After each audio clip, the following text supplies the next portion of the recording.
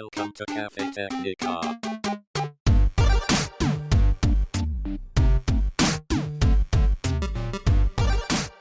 Welcome, tribe, to another episode of Cafe Technica.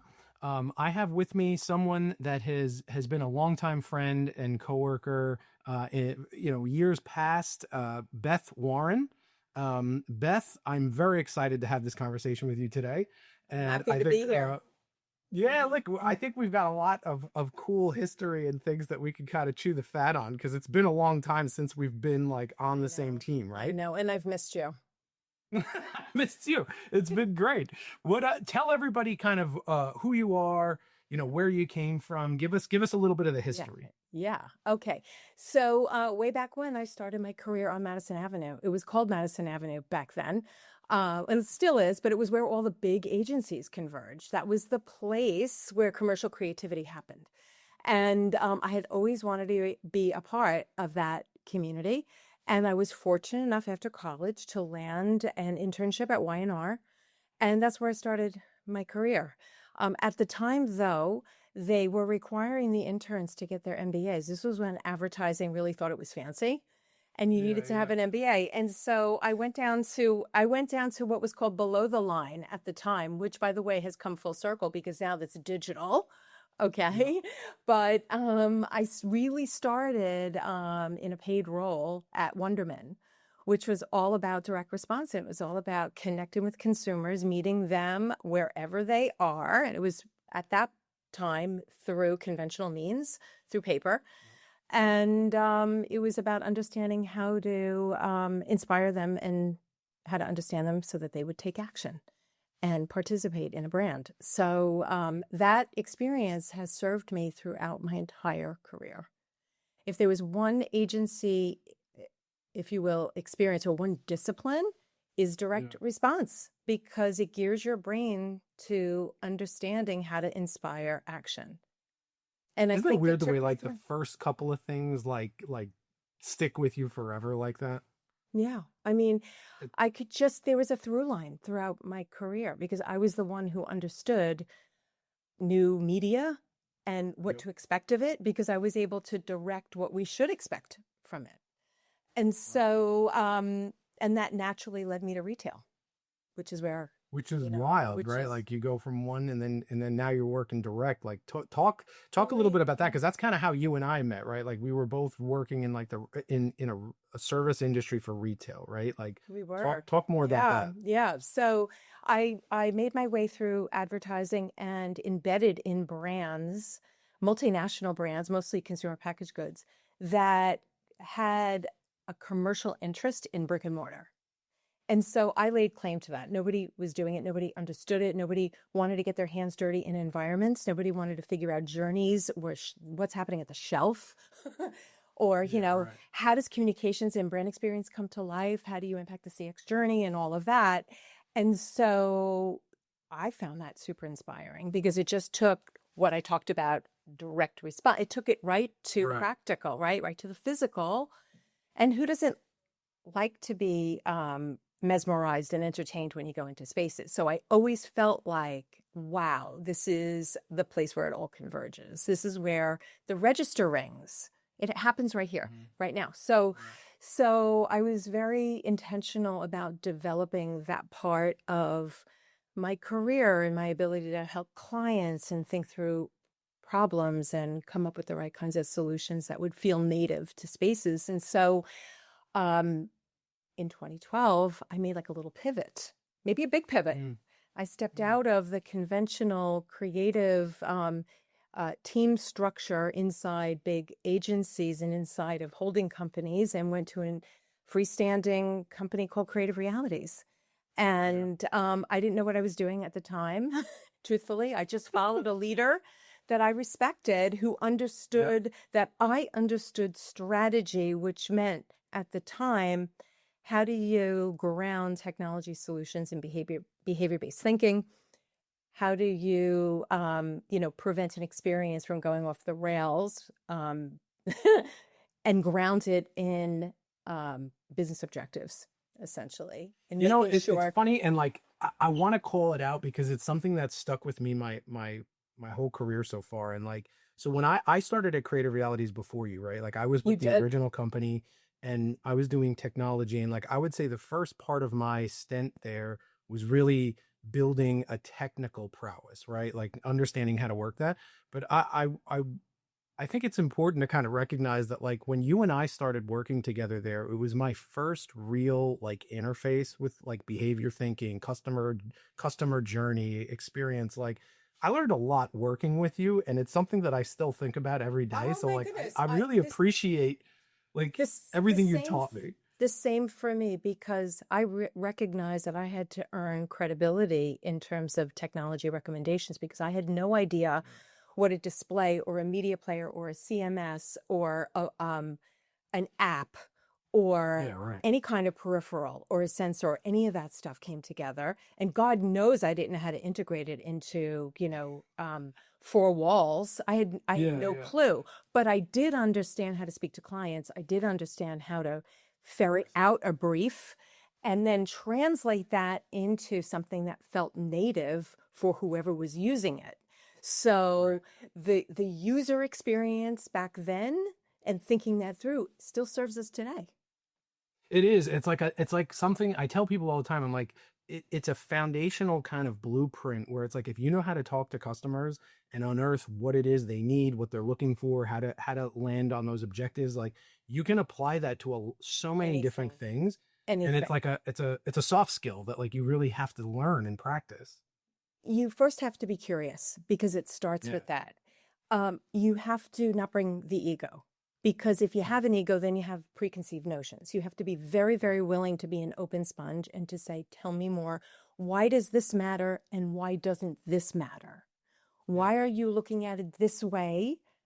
Why does just store traffic matter? Why doesn't building the basket matter? Or what's going on with your sales associate? Or, I mean, what do you think is happening when somebody walks in and they're looking at their phone?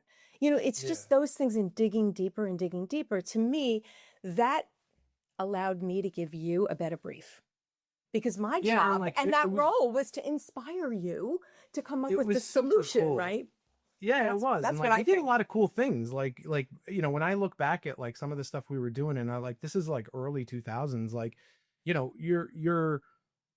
we were deploying things at retail that like I still think today would work. You know what I mean? Like A they were hundred so percent. forward thinking. Like it was really really I cool stuff. I agree. It was the body of work that I think I was most proud of because it was most helpful, I Right. feel. Right. When Yeah, no, somebody is people actually in, connected with it. that's how they made decisions, Right. got information, actually, it helped them navigate through the category or through the store, through the shop, whatever it was. So I feel like it was unforgettable, really. No, it It was was. And good. like I think it's a great segue. And the reason like I think it was important that you and I had this conversation was like my whole thing is, analog thinking in a digital world, right? Like just the Oh, way yeah. that things were before the internet and then now how they are today. And now you've got AI and everything. So I feel like the stuff that we're talking about here, like the skill in talking to customers and the stuff that we were doing was very analog thinking and like you had to get to the crux of like you said like why are they walking in on their phone or like something so Right. like Basic. human. Yeah, Human. basic that like people would forget about that today with automation and AI and all this stuff. So like I guess it's a perfect segue. Like you've built a career on this and you've been in the industry for so long having worked through these problems. Like what are the things that you're seeing today where you look at it and you go, man, 10, 15 years ago this would have never even been a thing, but today for some reason we have to talk about it and like it's something that affects shoppers and Oh. people in retail and like I'm sure you see this all the time. I mean, I think it's the battle between what you do on your phone and what you do in store. That's a Right, that's a big right. one, where you experience commerce. Mhm. And this notion that there's so much happening offline, I'm sorry, there's so much happening online, there's more happening online than there is offline, and that is not true. Mhm.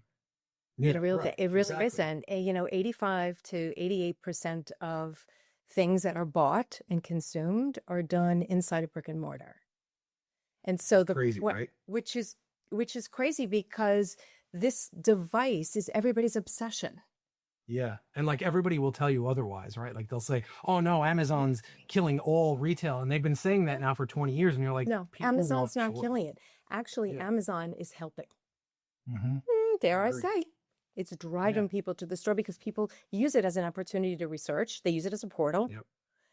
They fact find and learn, and then they go and they get the service and they get it right now and they get the choice and they get the inventory Yeah. because Right. not everything that you want from a particular vendor or brand is available on Amazon. They curate Right. their experiences and they hold back as well Yep. because they want you to not have the entire range available to you Yeah. on Amazon. And so I think Yeah. that's a Yeah. dirty little secret. But I find that tension between online and offline still very much an instigator in the marketing conversation. Yeah. Yeah. And but I still believe in the importance of having a frictionless experience and being able to give consumers of any age, any socioeconomic level, any demographic, the opportunity to engage on their terms. And technology enables you I to do agree. that. Yeah, and Do like you? look again when we were working, right? Like the big thing was everything was going mobile at that time. So I remember everything I having a remember. play where like we needed an Apps. app and we needed apps. Everything was apps, Apps. right? Everything was So like apps. we had so many apps like and like the app thing has obviously since cooled, right? Like there's a purpose and a time for apps that's matured a lot, but I think very similarly, like now you have AI as the new wave, right? And like everything is pushing AI. Everybody's talking about AI. How can we use AI? Am I on? How do I integrate with that? So like, are you seeing that yet affect the marketing aspects of businesses? Like, I'm how is that? seeing it affect the operational aspects more than I'm seeing it Okay. impact the marketing aspect. But I'm Yep. consulting now, so I am a heavy consumer of AI to help me run Yep. my business and to help take some of the pain points and the administrative work out of running a consultancy. So we can talk Yep. about that, and I can give you some like my hot tips of what I do and how I utilize my favorite LLM, which is Claude. But I'm also thinking about AI to help my B2B clients sharpen their edge and be found far further upstream to Yep. generate demand, help generate demand by being present so that the LLMs can pick them up. And that's a whole other Yep. discipline, right? No, But you're actually am landing I, exactly where I've been recommending, right? Because like so much of what I've heard in the last year, I've clarified and I've said to people, I'm like, look, if you looked at when the computers came out, they were being described as like the bicycle for the mind, right? Like, how can we make humans more efficient, by doing all of this stuff? And then the internet came around and it was like, how can we connect everybody? We're back to, hey, man, AI is actually another bicycle for how we work. right. And it's making us so much more efficient. It's making like people are so afraid that it's going to take their jobs. It's like, no, it's going to I don't make think you so. independent. It makes Me you neither. independent, like, because it's not replacing the thinking. That's right. What it's doing, like you, okay, AI cannot replace context. Right. Right. You need to know how to prompt. Yep. You need to Exactly. know how to frame the question. Yep. If you don't have experience and you don't understand how to strategically how to frame out what it is that you think your LLM can give back to you, then you're going to be underutilizing it or suboptimizing. Yeah, yeah. Sense, right? I totally agree It's with you. so important. So I don't believe AI is going to take the jobs away. I think there might be a disparity between seniors and juniors. I think that middle layer is a little bit might be under the gun. But I think if you can master how to harness the power of AI, both in your solutioning, but also in your operation, take the cost out of things a bit. And I know the digital signage industry is using it now for things like network health and being able to gin up and spin up the right kind of content, depending upon who's in front of the screen. And Yeah, right. business rules, which we knew all about business rules, are now plugging into AI to be able to up the response time and change out content, more, more quickly and more emphatically and more accurately, truthfully, in Yeah, a no, more I agree. automated way. And I think those applications or use cases of AI are really going to be foundational and table stakes very soon if they're not Yeah, yeah. already. Yeah. Well, you know what though? You're like in a perfect environment right now. So you said you started a consultancy practice. You're out there talking to people. So you've Yeah. got your own little business to run. Like, how do you utilize and not let the technology consume what you're doing, but like Oh empower God, you and to do that? Like, you it's got so hard. many tricks. It's It is hard. hard. It is hard because, okay, I use Claude. I use ChatGPT, but I graduated from that, and I pay for it. I use it. I use it. I use it to work. I use it for research. But my go-to is Claude because it's so much more advanced, and what it returns to you is so much richer and so much deeper and so much more like um perfect. Let's just Yeah, it's it's just humanized. I feel like it's humanized, right? Like it understands what we need. well, the one thing that Claude does is it gives you an inventory of questions. And I don't know if you've done skills yet on Claude. Yep. Have Yep. you? Okay. So I spent, they say it takes 2 hours to do this. It does not. It took me a weekend, seriously, Yeah. of concentrated time answering Claude's 100 inventory battery of questions to get to know my beliefs, my values, what I find good work, why I'm strategically sound, what makes good market. I mean, it goes very, very, very deep across 9 sectors of your brain. And what that does is it learns both intellectually, creatively, stylistically, from a marketee's standpoint, how to work with you. Mhm. It becomes then your partner. And so you take that, you create the code in it. It's the metadata behind it, and then you upload it back to Claude. And by the way, you can do this on Whisperflow. Have you used Whisperflow? I haven't used Whisperflow. I've heard about that now. You The can second speak time to I've heard it. about that. Oh, it's Yeah. fantastic. It's always on. Okay. And so the process goes quicker because when you speak, even if you repeat yourself, the LLM just ignores that and just takes Yeah. what's Yeah. good about it and synthesizes it into the algorithm and so forth. So now Claude operates like me, but better. Mm-hmm. And it can prompt me the way I prompt it so we can work Mm-hmm. together. So it takes tasks, simple tasks like creating scopes of work, creating Yep. invoices, creating log sheets, creating project management, waterfall, awful Gantt charts, which I hate, Yeah. which I hated and why I'm not a project manager. Because now when you're running your own little business, even if it's tiny, you're now an account person. Like you're now everything, right? And so it Right. takes a lot of that and it remembers, right? But the thing that's important is that when it's producing work for you, like it did my credentials deck for me, I gave it an outline. I gave it the what I was looking for. I fed it the journey, the story I want to tell. Yeah. Mm-hmm. And what came out, it was fantastic, but I wanted to make sure that it didn't sound like AI. Yeah. And Right. so you can't replace the need to go in and synthesize and smooth any asymmetry. It has to feel like it comes from you. And even though I speak in triads and I use M dashes and and my spine looks a certain way, etc., at the end of the day, I don't always want to come across that way.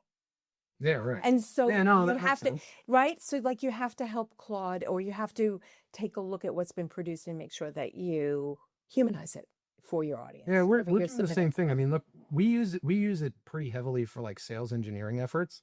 And again, like to your point, it's a partner, not a replacement. And it's just so much easier. Like if you like back when we were working together, we had a stable of what eight or 10 engineers that you would have to round table to get to a certain point. Or And be like, Tom, okay, we've thought of all the how things. how long would it take to create a deck? Yeah, We'd be right. up, Exactly. we'd be up all night about the deck because it's Yeah. all about the Yeah. deck. It's about Yep. the deck, about the deck. I mean, Yeah. it was all about it, right? Yeah. Right? Yeah. No, it was. Yeah, for And sure. so now, I mean, wow. Yeah, you do that in an hour. Now the deck can look beautiful. You give it the story, and you can put the solutions or whatever the recommendations are, et cetera, in just a basic Word document. It takes it and it will Yeah. create a gorgeously styled deck so that you don't have to go mental over creating bespoke slides. You just don't have to do that. So the storytelling still becomes amazing, and Claude does a great job, or any real LLM can do that. I just happen to like No, I think Claude. we're using Claude as well, and like so you're using Claude, you're using Whisperflow. Like, do you find that now that you're using these tools, and again, like you're actually in a unique position where like you get to work I with get a to lot of, practice it because it's low yeah, risk and for like me. you also Because get, yeah. go ahead. No, I was going to say I get to practice with this because I have a little bit more time on my hands because I'm not 100% utilized just yet. I'm hoping to be there, fingers and toes crossed. I get to, it's low risk because my projects, I stand in the shadows of my CMOs and my marketers. I stand behind them. I'm not in the front of the camera. I'm behind the scenes giving them the answers. So I get to play with the generative tools that help me get to the best possible product. I get to do that. Look, I also think that you have a unique vantage point in that, like, from a marketing aspect, you tend to work with like younger, more entry level people in that world, right? Because it's exciting. They're in there, they're working. Like, you get to interface with a much younger generation than I think ops people do. And I feel like I'm sure you have now seen trends where you're using these tools, they're using the tools. Like, what are you finding in the gaps? Like, where there's such a difference in generations. It's all about the way you apply what comes back. So Yeah. before I went out on my own, I took a step, not a step back, a step out and over, I want to say. And I was helping set up the combined media and commerce practice for WPP on the Unilever business, which was a big gig. It was back in New York City, and it was taking people who really understood communications frameworks and how to get messages out there across media vehicles, and then people who really understood commerce, which was very data driven and what's happening at the shelf, et cetera, and bringing those two disciplines together. And, now more than ever, it's about strategy is about tapping into culture. So it's just interesting the way younger folks tap AI in order to get culture forward responses back versus the way a more seasoned, mature person would tap AI to get insights back. Interesting. That's really interesting. Double click on that. I like that. Keep going. So I'm not about culture. I'm old school. Yeah. I'm about, Yeah, I mean, right. even though I love culture, I hope I'm not giving anyone the wrong impression. I'm not about culture. I'm not about going to culture because I'm not about borrowing. I'm about what's Okay. authentic to a brand. So what I do in my insight work, and we did this together too. You probably didn't realize I was doing it at the time, but it was really about what's this brand's purpose? What's its mission? What does it bring to the table? And how can we help this brand show up as its authentic self? And why am I going to choose this particular, soap versus another brand? And now the world is so social first. In order to show up on social, you have to tap into those cultural tempos to be relevant. The risk is that you have to sort of leave behind what the product story is about, and you have to attach yourself to the broader cultural story and make those connections in new ways. So culture now is more meaningful than ever to help brands differentiate. AI is a great tool to get those cultural insights and to be able to like kind of comb the social layer and pull out what people are talking about so that you're culturally relevant.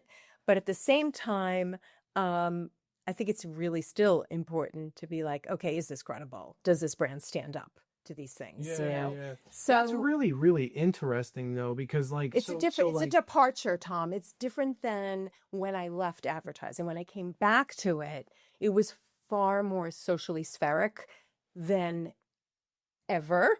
And culture is the driver of relevance as opposed to which used to be the opposite. It used to be Yeah, innovation. It used to be innovation. Absolutely. Absolutely. And you were concerned about wrapping your brand around culture because culture's fleeting, right?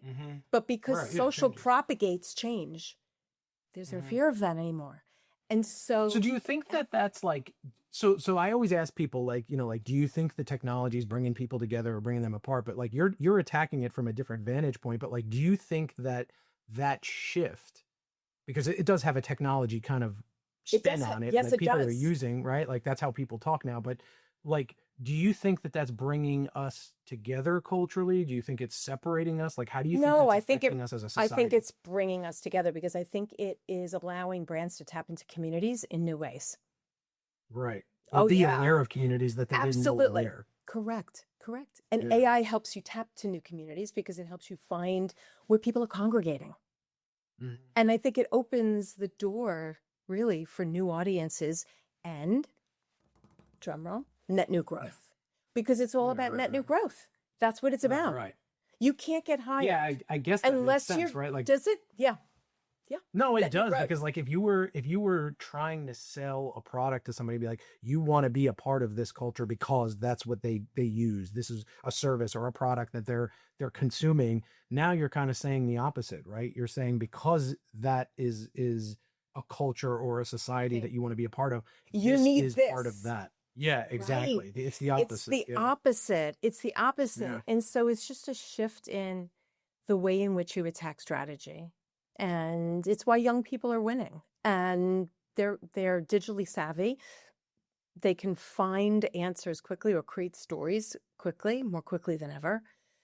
Stories that will resonate strategically in a boardroom or stories that they themselves can tell and share socially.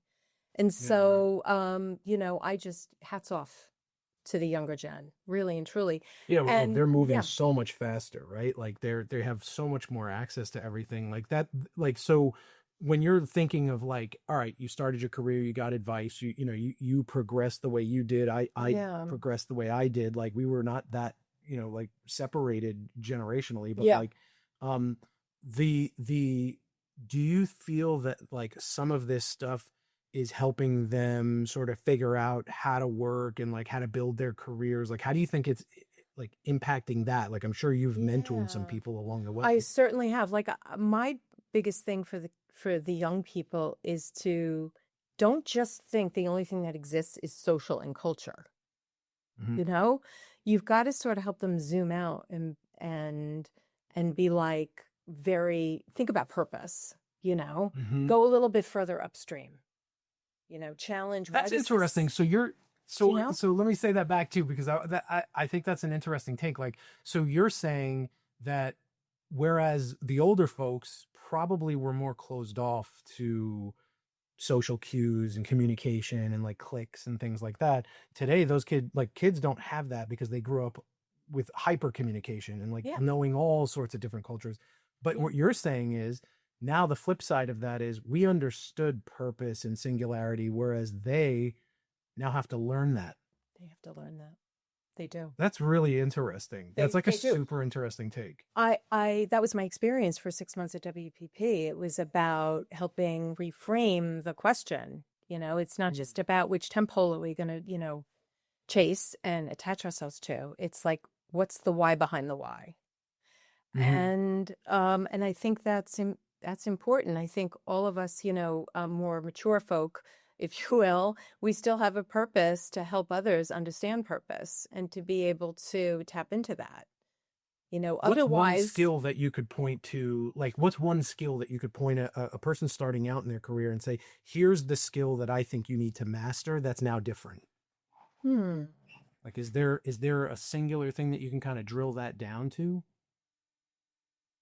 Like, I know I'll give you an example of us, right? Like when we were dealing with all of this, it was trying to understand how do you take communication off like phone calls and things like that and get it online, right? Like we were trying to get people online. So the one skill was, hey, learn how to use social media, yeah, learn how to love use that. that Mhm. stuff. Like, we weren't familiar. That was not like native to us. I think now what you're saying is it's sort of the I reverse. just one of the things that, bugs me a bit is just everybody is very quick to text or to email as opposed to taking Mhm. conversations offline that can be dealt with like very easily. And so I don't think there's anything that replaces the human connection and meeting up with people even if it's like what we're doing now, to be able to have a conversation. And I just think so much more is accomplished, and so much more synthesis happens when you're in the same room together.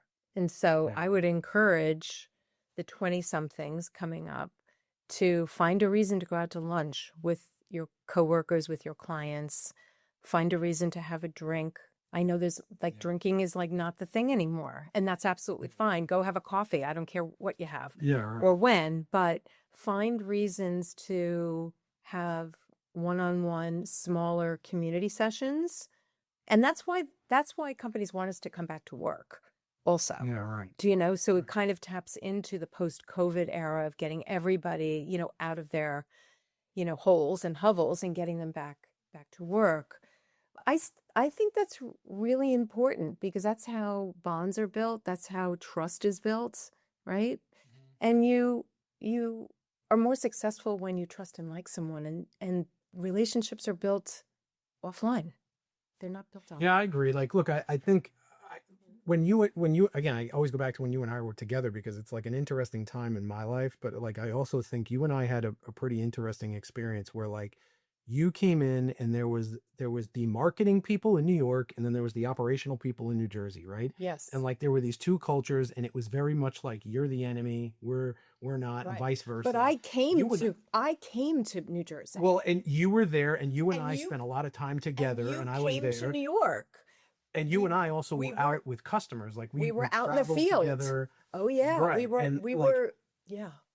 We were. Well, so like I think because of that, like, do you think that part of your success in career and in life is because you've mastered that skill of like being in person, being able to like? There's nothing more humbling than being in somebody else's home.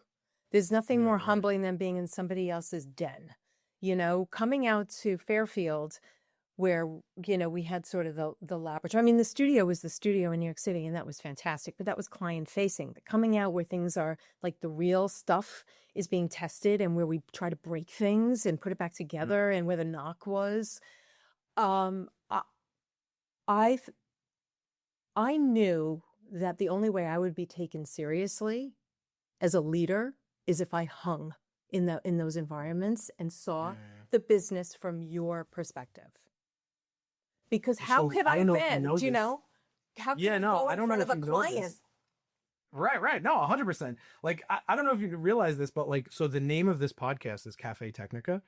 I don't know if you remember, like, you were the one to say, hey, why don't you guys do a little like decorating in the engineering pit?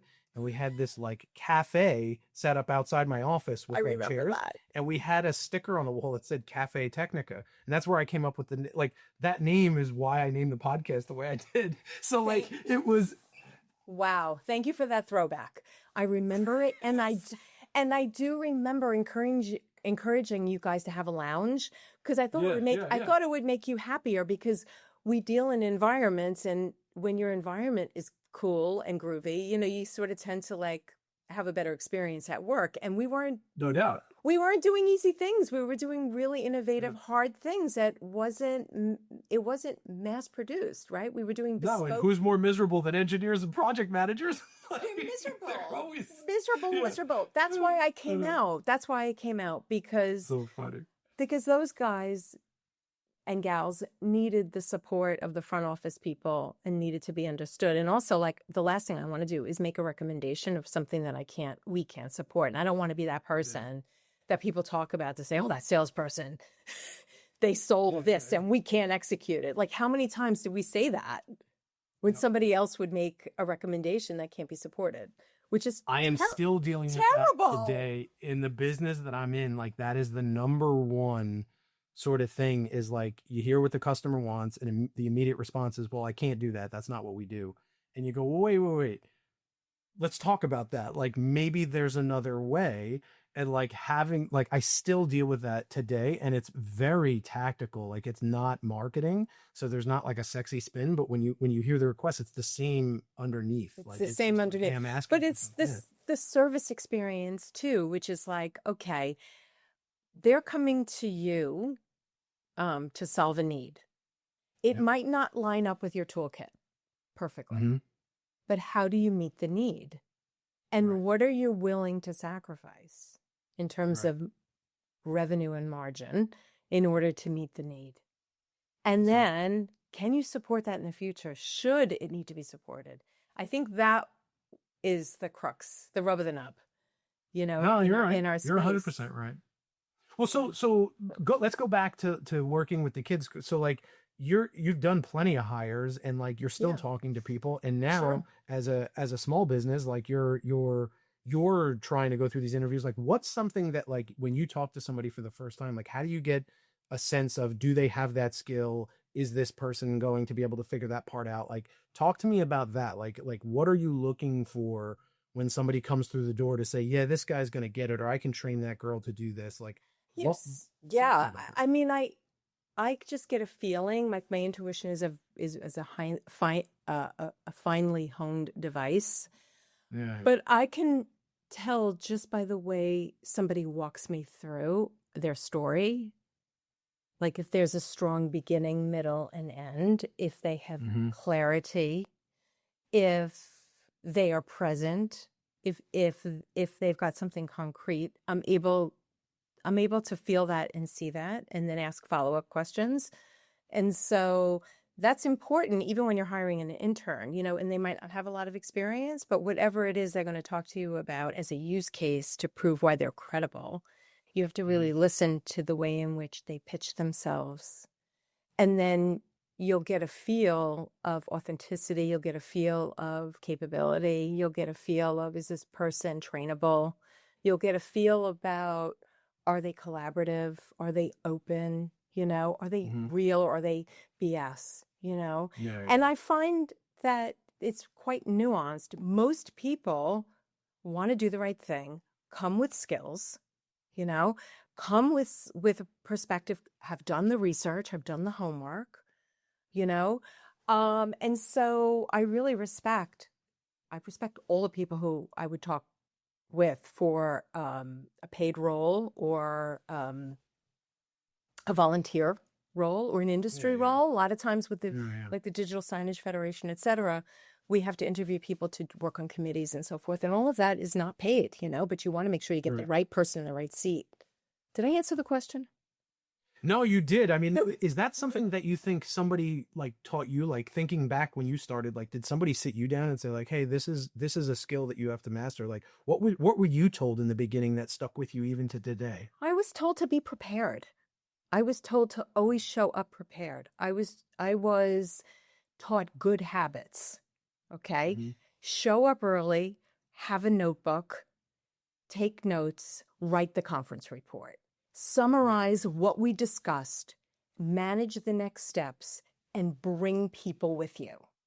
That's what I was, that was what I learned. And that was invaluable because the tools now are digital and how to do this, and the technology makes things easier. But the process of shepherding work through, whether it's an idea or just a project, whatever it is, whether it's a budget, it needs the stewardship and it needs the attention to detail and it needs somebody to cultivate the voice and the input of others so that it moves through the organization with everyone's buy-in. And that's really important. I mean, that's a lesson it's vital. That's Mm-hmm. political, that is leadership, that is educating, um, that protects the organization from mistakes. Mm-hmm. Oh, yeah. No, That's how yeah, you win 100%. And friends. look, All of that. you I know you're still like a notebook person, right? Like you're bringing them around, and like my argument has always been like, look, sometimes the older ways were actually a little better. You brought up a great point. Like there's so much technology now around Yeah. this, and people wearing like AI pins to do the notes and this that, but like there is something about saying like, look, if I have a notebook and I write things down, like that is something that communicates so much more to the person listening, right? Yeah, you're good right Dangerous there. dissent. Here's my notebook. But guess what? This notebook, I'm going to tell you something. Okay. It's half utilized. Yeah. And this is from last year. Yeah, yeah, Okay. yeah. Because I take my notes now digitally. I Is that still right? write, Really? I do. And I like it because then I can upload it to my LLM. Okay. So now Yeah, my you can now feed my it in. LLM is learning my notes, so it's right. So there's a shortcut there that's important for me, but I type really fast. I'm a good listener, and I use notes. The one complaint that I have is that the notes platform, the native platform for a Mac isn't native to the LL to Claude. Yeah, And too. so you need another platform to do that, and I'm not prepared to go back in time. I'm just not prepared. So Yeah. anyway, I cut and paste it into a Word document, and it's bullshit. It's not the right way to go, but that's just works for me for right now. I hope that That's wild, because you were enjoy. always the note person. Like, I still take notes in notebooks, but I now you're like my going notebooks digital on me, because, Beth. well, listen, part of it too was designed because remember we were doing audio AV. We were doing Nice. a big part of what we were delivering was aesthetic and it was visual merchandising, right? So it allowed me to sketch and you're a sketcher because I know you draw and I know you would sketch things out and I know you and I drew together and we would solve together. So I it's very important, but now it's more about the intellectual stuff and making sure that I get the brief down and all the data points and all of that. And I feel like my handwriting is like I can't even read my own handwriting. So like Terrible. Yeah. I have the you know same what I'm problem. saying? Like I'm like, what is this? I'm like, and then I have like 80, like I'm writing in pencil and like, what is this?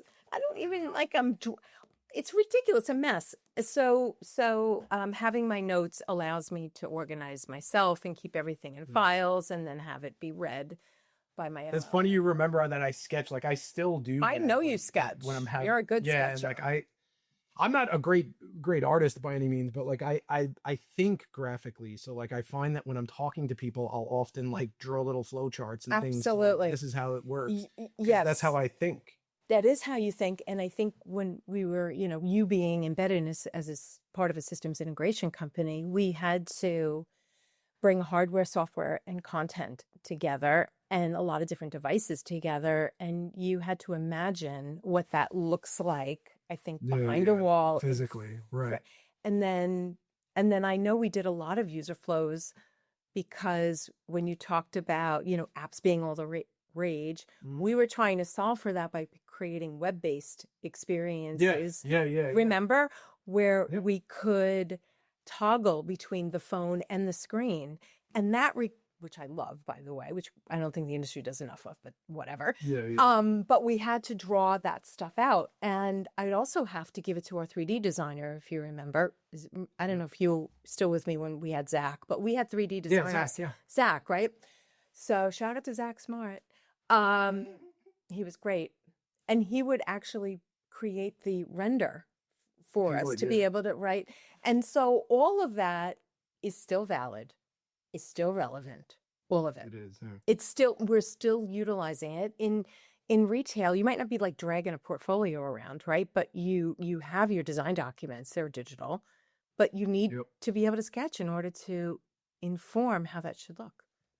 Well, I feel like it's all about the fit and finish of things, right? Like, I still talk about this every day at work where I go, look, guys, we're in such a messy business that just by having the right fit and finish and coming across as like clean and well presented and like it gives us a leg up. Like, people look at that and go, that is well thought through, versus maybe there's a better answer, but it looks like hell.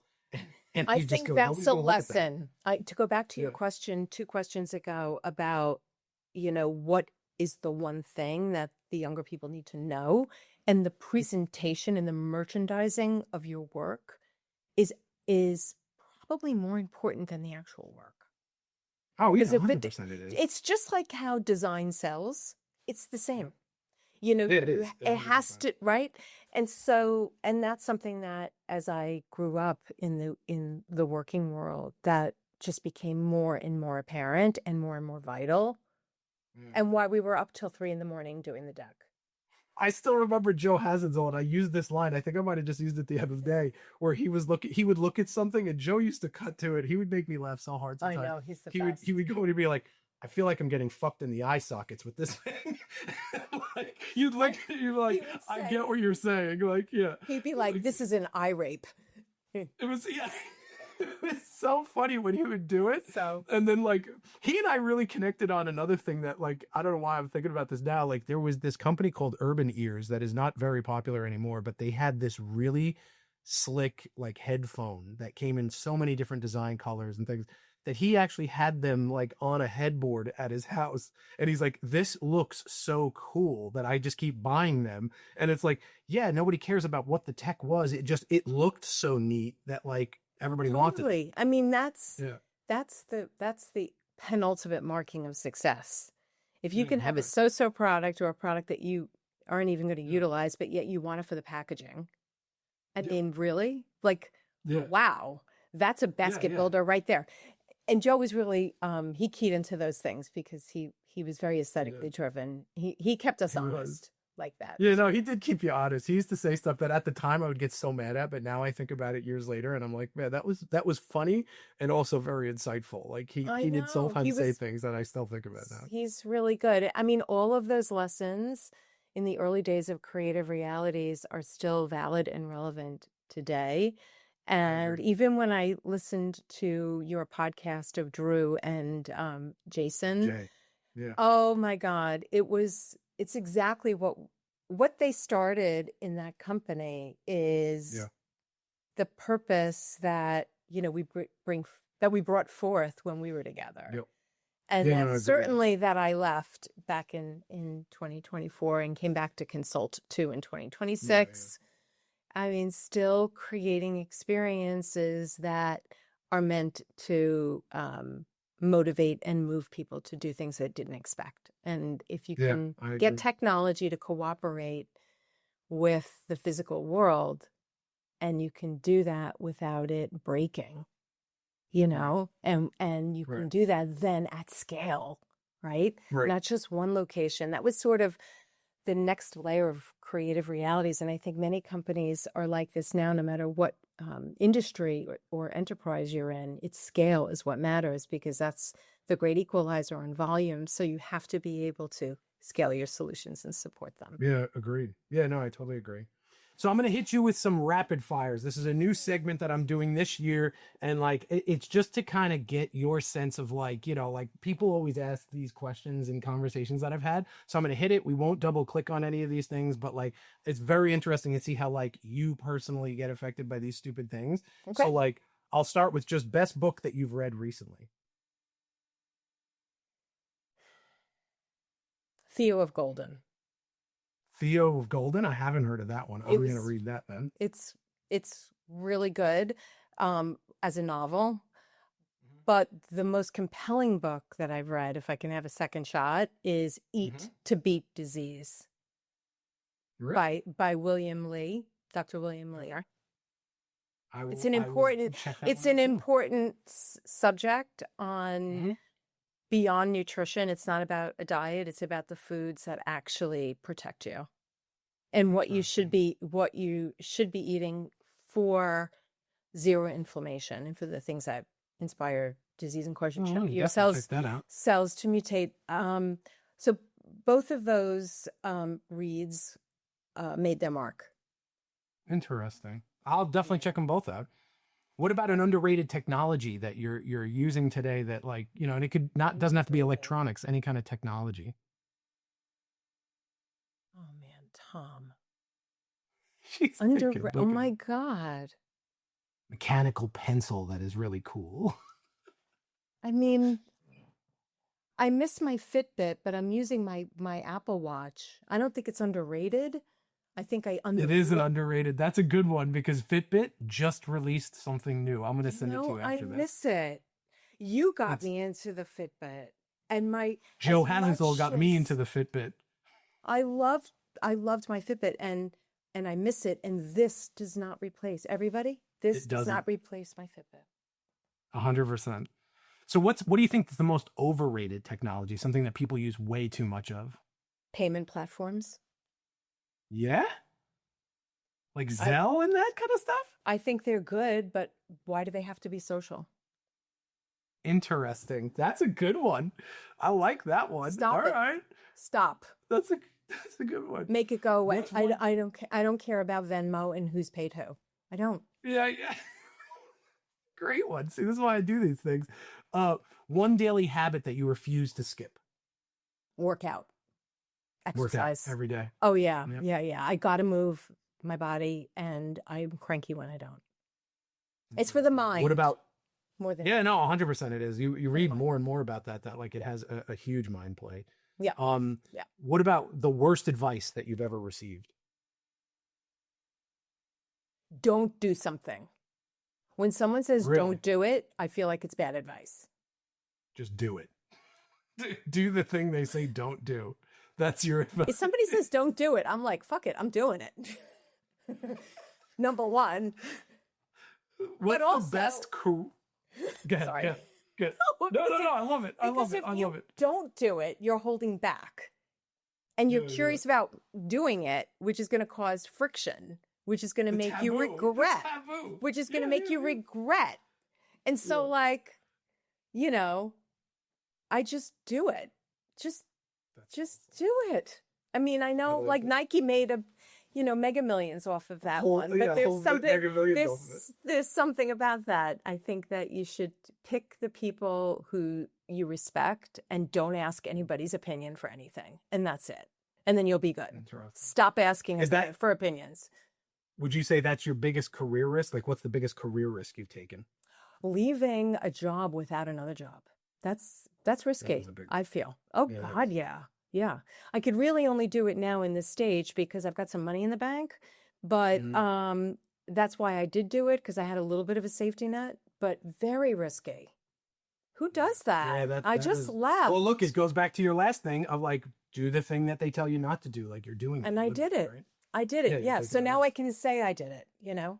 Yeah, right. Yeah. What about a company that you admire that you looked at and you say, this is a company that I really admire. I would work there. I want to know more about them, anything like that. Well, you're going to hate this answer, I think. But I come back to it time and time again because I think they're just the most brilliant marketers on the planet, and that's Target. Target's a good one. And they've, like, lasted so much through, like, a period where that should have been the business that went belly up, and it just hasn't.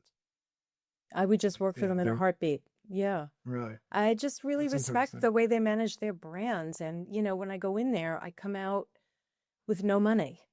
Like, I can't get out of there without spending. And I'm a person who's very critical about what is being offered out there in retail. And it is just... That's how I feel about Home Depot. It hijacks me every single time. Yeah. Every single time.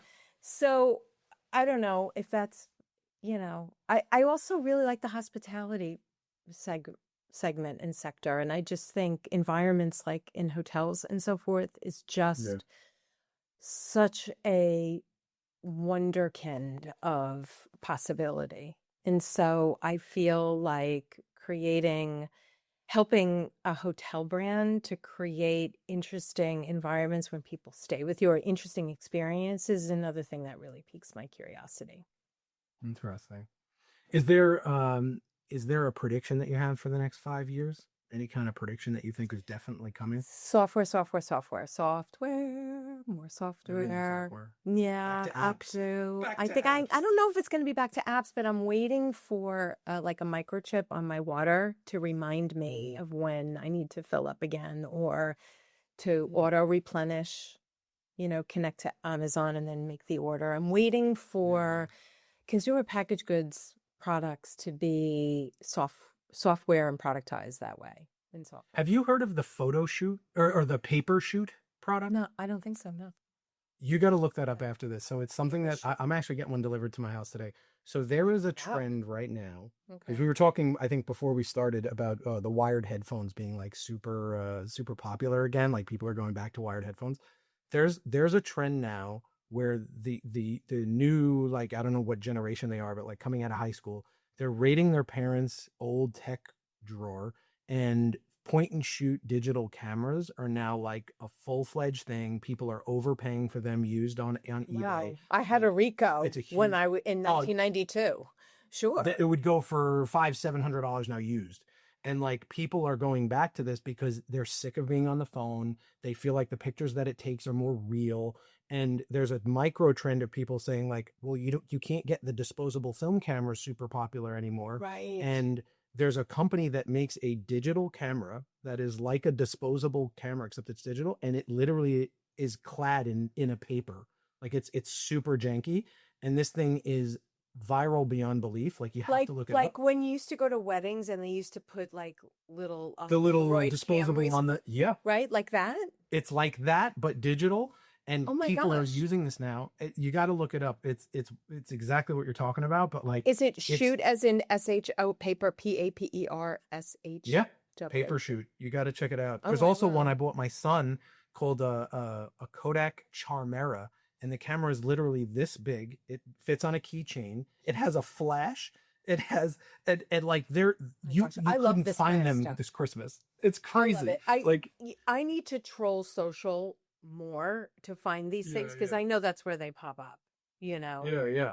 And then maybe I could have better answers for you than my more conventional answers. But truthfully, I think most things out there are mediocre.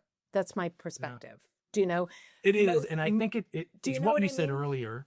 Like people are, I personally, I feel as though the reason I do this, right, the mission and the reason I wanted to have you on is like, I think that people are looking for a path of least resistance, and it's allowing things like reboots and everything to kind of dominate, and the whole, you know, creative thing is sort of lost on some of the newer things. Like it's just no originality.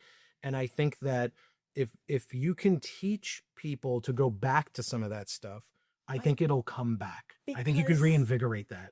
the borrowing is like it has to be anathema. Like you can't continue to borrow equity. You have to have equity that is the OG. It has to be original. Yeah. You know, Authentic. and authentic. And I know authenticity is a real supreme value of Gen Z and of course Gen Alpha. You know, they can spot something that's a fake a mile away. And so I don't think it's going to be a hard lesson to learn, but again, it's context and being able to teach, like, how do you really judge if an idea has legs? If it has merit, if it can travel, if it can go on the creative superhighway, if it can be spun as a product idea, or if it can be taken to the big screen as a film, or if there's something else that can come on the back of it. That's what we learned in advertising growing up, is how to evaluate ideas. What makes a good idea from not a good idea. And I didn't see that as much in my return to big agency life. And I missed that. And you know what? Maybe it has to do with what you're telling people. Like, it's do the thing that people are telling you not to do, because I think maybe there is a lot of authenticity and people are just afraid to do it. They're afraid to stand out. Correct. Or they're afraid Right. not to follow the cultural parade. Do you know? Right. Do you know? Yeah, back to Because what you were then saying it's earlier. FOMO. FOMO. Yeah. FOMO. Oh, No, they're doing it. I They're think you doing got a it. great They're. point. Do you know what I mean? So I think intention and purpose are really important. I think being able to sort of crack the code on what makes an idea really good, and all of the areas of the marketing and communications mix that a good idea can inform. I want to see that taught more, because I didn't really experience that in my last round. Interesting. No, that's great advice. That's a perfect exit Conclusion. point. So Love it. let's talk about tell people what you're up to now. How can they get a hold of you? Talk to us. Give yourself the shameless plug. Oh, please. I don't like talking about myself, so I'm going to make this super short. I have a little consultancy. I actually have two things that I'm working on. I have a little consultancy. It's called BW Growth, and it's all about helping brands tap into their edge in order to create compelling stories that matter and generate demand, right? And so I'm helping technology companies, digital signage-based AV, pro AV companies, do this and tap into it to be able to differentiate their offering and hopefully write some of the clutter that's characteristic of the industry. So I'm doing that independently, and I'm also working with another consultancy that are UK based called Resource, RE-SAUCE. a little play on words, to resource. But they are doing a similar type of thing, but focusing on sales introductions, PR, media, and getting the Pro AV digital signage, emerging tech brands, getting them ramped up in earned media. And that's really important press, essentially. And that's important because in the age of AI, it's really what's happening. And this was the beginning of the conversation. It's really what's happening um, on the LLMs. You know, you can't buy your way there. You have to earn your way there. Yeah. Earn your way. So I'm hopefully going to help. You know, one of the things that I feel very passionate about doing is helping clients be able to tap their potential to do that in a way that's authentic and differentiating for them. And so you can find me on LinkedIn, I think is probably the best, as Beth Warren. If you want to see my work and the work that you and I have done together, Tom, if your listeners are curious, I have a website. It's BethAWNYC.com, BethAWNYC.com. So you can see some of the work and hit me up on LinkedIn. That's where I am. That's where I live most days. I hope people do. Yeah, I think they'd get a lot out of a conversation with you. Are you still involved in the DSF? Like, I'm an ambassador. So okay, talk a little bit about that. Tell people about the DSF. The Digital Signage Federation is it's a wonderful by members for members industry association that helps the advancement of anything digital signage based. It is a terrific organization to get educated, to get inspired, to network, to grow, to be able to sort of bring your own company story to life. It's a wonderful marketing platform. And I served as a board member and then on the executive committee for 5 years from 2022 to 2024. And I've been kindly invited back to boomerang back as an ambassador. So now I'm advising to the board and helping them with they're launching the DSF awards now that the DSE is no longer. The Digital Signage Federation is launching the Pixel Awards. So I'm just helping, guide how you construct the right kind of award submission. What are we judging and why? Problem, idea, result, that kind of thing. So I help to, contribute to that and help, I lend my experience there. But if you're not part of the Digital Signage Federation, you should be, because it's a wonderful group of people. And I think you get further together as partners than you do competing. So it's another food for thought. Awesome. Yeah, look, I hope people reach out. I want to thank you for doing the podcast. Thanks for being here and spending the time and sharing your insights. I thought they were really helpful, and I loved it. Enjoy the episode. I hope so too. And thank you for bringing this platform to the world and hopefully inspiring people to think a little bit differently and to bridge on and offline together. And that's what I'm hoping. That's what I'm hoping for. Make the world a better place. Thank you for that. Make the world a better place. I want to thank everybody for listening as well. Thank you for joining us. I hope this was thought invoking, and I hope you stay tuned. We're going to have a lot of different guests coming up over the course of this summer and into the fall. We'll look forward to hearing you, talking to you, and you hearing us on future episodes. And thank you for tuning in.